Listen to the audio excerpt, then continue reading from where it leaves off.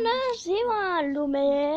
Da, eu sunt Toxica de Monster și vreau să spun că astăzi să fac un videoclip cu unul care face trucuri de magie foarte tari.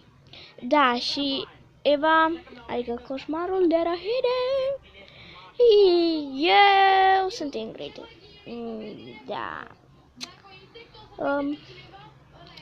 Hai să vă arăt. Da.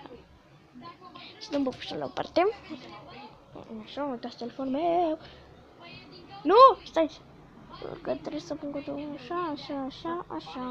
Îmi vreau să știu. Bun. Stați că nu văd. Așa. Da. Asta zice, asta care e. Cum face asta? Trucuri foarte bune și zic foarte bune de magie.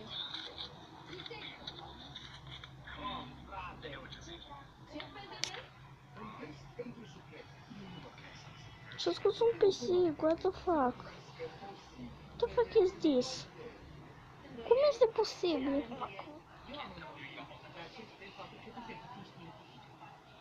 Face baloane.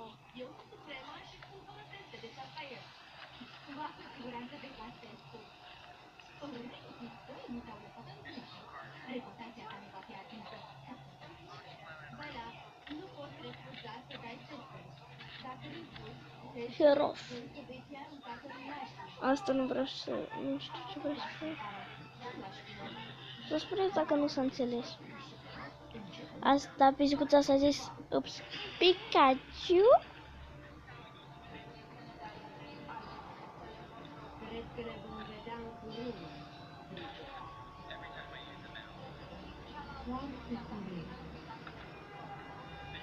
Da.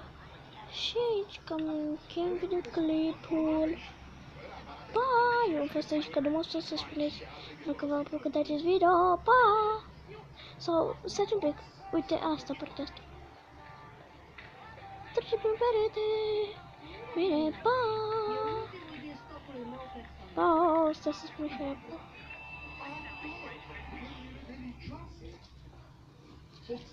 Pa!